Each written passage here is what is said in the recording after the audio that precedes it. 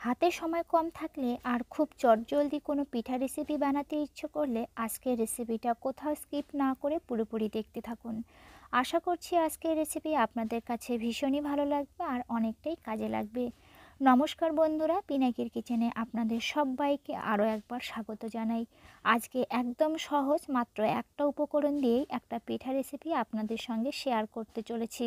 তো চলুন দেখে নেওয়া যাক আজকের সহজ রেসিপিটা। এই পিঠেটা বানানোর জন্য আমি এখানে নিয়ে নিচ্ছি 3 কাপ পরিমাণ চালের গুঁড়ো। আমি এখানে বাড়িতে তৈরি আতপ চালের গুঁড়োটা ব্যবহার করছি। আপনারা চাইলে বাজারের তৈরি কেনা চালের গুঁড়োটাও নিতে পারেন। তো আতপ চালের গুঁড়ো নিয়ে নিয়েছি। এবারে এখানে অ্যাড করছি সামান্য পরিমাণ লবণ বা স্বাদ অনুযায়ী লবণ। লবণটা দিয়ে প্রথমে চালের গুঁড়োর সাথে ভালো করে মিশিয়ে নিতে হবে। এতে করে কিন্তু নুনটা কোথাও কম বেশি লাগবে না। প্রথমে শুকনো অবস্থায় নুনটা ভালো করে মিশিয়ে নিচ্ছি। তো মেশানো হয়ে গেলে এখন আমি এর মধ্যে অ্যাড করছি উষ্ণ গরম জল। তার জন্য ওই মাপের কাপেরই 1 কাপ উষ্ণ গরম জল নিয়েছি। আর জলটা কিন্তু মোটামুটি আঙুল ডুবিয়ে রাখা যাবে সেরকম পরিমাণ গরম করতে হবে। একেবারে হালকা গরম করা যাবে না, আর ফুটন্ত গরম করাও যাবে না। তো মেজারিং কাপে 1 কাপ উষ্ণ গরম জল নিয়ে এবার এর মধ্যে অল্প অল্প করে দিয়ে দিচ্ছি আর চালের গুঁড়োর সাথে ভালোভাবে মিশিয়ে নিচ্ছি। প্রথমে কিন্তু জলটা একেবারেই দেবেন না, তা না হলে কিন্তু ব্যাটারটা ঠিকঠাকভাবে তৈরি হবে না। তো দেখুন অল্প অল্প করে জলটা অ্যাড করে নিচ্ছি আর এরকম হাতের সাহায্যে প্রথমে চটকে মেখে নিচ্ছি। যত বেশিক্ষণ সময় নিয়ে এটাকে মেখে নেওয়া হবে ততটাই পিঠেগুলো খেতে ভীষণ সফট হবে। এইভাবে প্রথমে খুব ভালো করে মিশ্রণটাকে মেখে নিয়েছিলাম। এখন মিশ্রণটাকে পাতলা করার জন্য অল্প অল্প করে জল অ্যাড করছি আর খুব ভালোভাবে মেখে নিচ্ছি। এই কাজটা আপনারা অবশ্যই হাতের সাহায্যেই করলে ভালো হয়, তাহলে পিঠাগুলো খুব সুন্দরভাবে তৈরি হবে। তো দেখে নিন, হাতের সাহায্যে মিশ্রণটাকে মেখে নিচ্ছি আর ধীরে ধীরে কিন্তু জলটা ব্যবহার করে মিশ্রণটাকে পাতলা করে নিচ্ছি। এইভাবে প্রথমে ভালো করে মিশ্রণটাকে মেখে নিয়েছিলাম, তারপর একটা হ্যান্ড হুইস্কারের সাহায্যে আরও কিছুক্ষণ সময় নিয়ে ফেটিয়ে নিচ্ছি। যত বেশিক্ষণ সময় ধরে মিশ্রণটাকে মাখা হবে ততই কিন্তু পিঠাগুলো সফট আর নরম তুলতুলে হবে। তো একটা হ্যান্ড হুইস্কারের সাহায্যে মিশ্রণটাকে ফেটিয়ে নিয়েছি ভালোভাবে। এবার মিশ্রণটাকে ঢাকা চাপা দিয়ে রাখছি 15 থেকে 20 মিনিটের জন্য। 15 মিনিট পর ঢাকাটা তুলে নিচ্ছি। দেখুন মিশ্রণটা আগের তুলনায় একটু ঘন হয়ে গেছে। আবারও একটু ফেটিয়ে নিচ্ছি।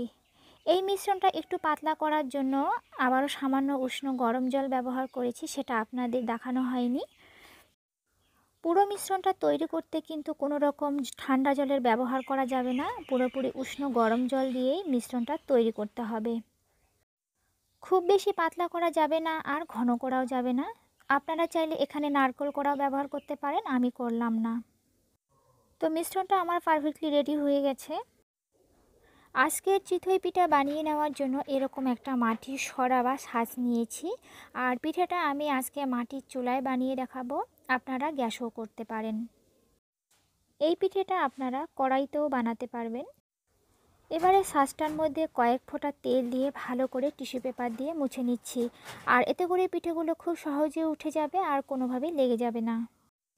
প্রত্যেকটা বাটিতে সর্ষের তেল ভালো করে লাগিয়ে নিয়েছি। প্রথমে সাজটাকে খুব ভালো করে গরম করে নিব, তারপর আমরা এর মধ্যে মিশ্রণটা দিয়ে দিচ্ছি। আর এই সাজের মধ্যে একবারে দেখুন 3টে পিঠে তৈরি হয়ে যাবে আর খুব সহজেই কিন্তু পিঠেগুলো বানিয়ে নেওয়া যায়। সমস্ত বাটির মধ্যে মিশ্রণটা দিয়ে দিয়েছি। এবারে চুলার আঁচটাকে মিডিয়ামে রেখে ঢাকা চাপা দিয়ে রাখবো 3 থেকে 4 মিনিটের জন্য। তো চারপাশে একটু জল ছিটিয়ে দিচ্ছি, এতে করে পিঠেগুলো কিন্তু খুব সহজে হয়ে যাবে আর ফুলকো হবে। 3 থেকে 4 মিনিট পর ঢাকনাটা তুলে নিচ্ছি। দেখুন পিঠেগুলো কতটা ফুলে উঠেছে। এবারে আমরা একটা চামচ বা ছুরির সাহায্যে পিঠাগুলো আস্তে আস্তে তুলে নেব। আমি এখানে একটা ছুরির সাহায্যে পিঠাগুলোকে তুলে নিচ্ছি। আর একেবারেই দেখুন 3টে পিঠে আমার রেডি হয়ে গেছে। একই রকমভাবে আমি আরও কিছু পিঠে বানিয়ে নিচ্ছি। আর এই পিঠেগুলো খেতে ভীষণ টেস্টি হয়। চিতই পিঠা বানাতে খুব একটা বেশি ঝামেলা প্রয়োজন হয় না, মাত্র 3টি টিপস ফলো করলেই খুব সহজেই পিঠেগুলো তৈরি করা যায়। আর খেতে ভীষণ সফট আর নরম হয়। আপনারা অবশ্যই একবার হলেও বাড়িতে বানিয়ে দেখতে পারেন। তো সবগুলো চিতই পিঠা বানিয়ে নিয়ে আমি একটা প্লেটে সার্ভ করে নিয়েছি। আর পিঠেগুলো আমি গুড় দিয়ে পরিবেশন করেছি। এই পিঠেগুলো গরম গরম খেতে কিন্তু ভীষণ ভালো হয়। আপনারা অবশ্যই একবার হলো ট্রাই করতে পারেন। তো বন্ধুরা, আজকের সহজ চিতই পিঠার রেসিপি যদি ভালো লেগে থাকে তাহলে অবশ্যই ভিডিওটাতে একটা লাইক দিয়ে সবার সঙ্গে শেয়ার করবেন। আর চ্যানেলটি সাবস্ক্রাইব করে পাশে থাকা বেল আইকনে প্রেস করে দেবেন পরবর্তী ভিডিওগুলি সবার আগে পাওয়ার জন্য। আজ তাহলে এ পর্যন্তই। সবাই ভালো থাকবেন, সুস্থ থাকবেন।